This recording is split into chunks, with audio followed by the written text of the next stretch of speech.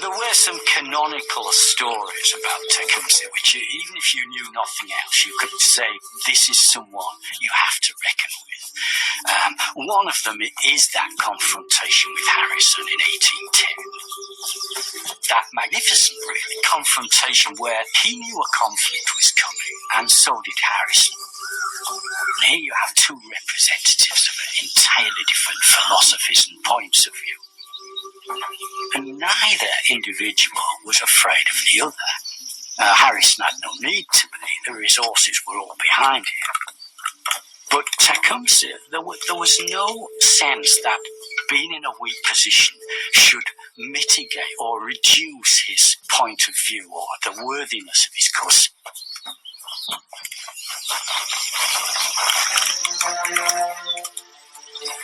How, my brother, can you blame me for placing little confidence in the promises of our fathers, the Americans?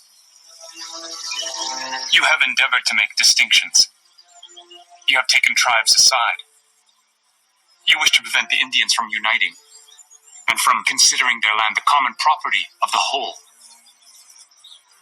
I do not see how we can remain at peace with you if you continue to do so.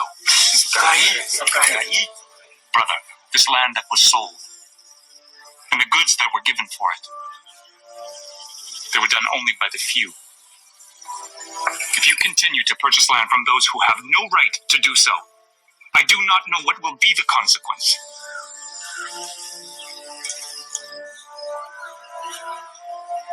I now wish you to listen to me, brother.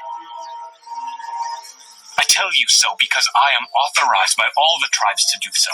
I am at the head of them all. I am a warrior, and all the warriors will meet in 2 or 3 moons from this. Then I will call those chiefs who have sold the land to you, and shall know what to do with them. For, brother, we want to save this land.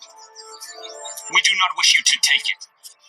And if you take it, you shall be the cause of the trouble between us.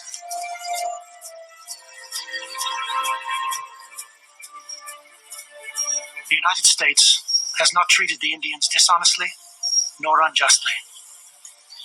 Indians are not one nation, nor do they own the land in common. Has not the Great Spirit given them separate tongues?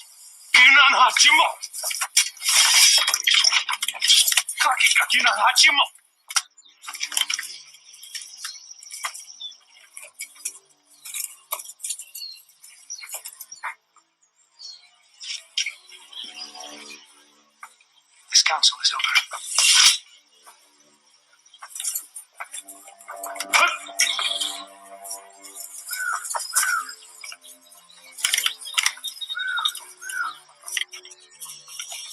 He stood up in a very remarkable and frank way, and more or less admitted to Harrison that war would come. I think he said at one point, "You are pushing us into a conflict. We have no alternative. This is going to happen if you continue with this policy." And of course, Harrison certainly was going to continue that policy. But both men gave no ground. For nearly a week, the talks continued. Tecumseh insisting the lands be returned, Harrison insisting they had been fairly acquired, refusing to return them. Before the deadlocked meetings adjourned, Harrison promised to pass Tecumseh's demands on to the president in Washington, adding, however, that he very much doubted the request would be granted. No one present ever forgot Tecumseh's reply. As the great chief in Washington is to determine the matter, I hope the Great Spirit will put some sense into his head to induce him to direct you to give up this land. It is true he is so far off. He will not be injured by the war. He may still sit in his town and drink his wine, whilst you and I will have to fight it out.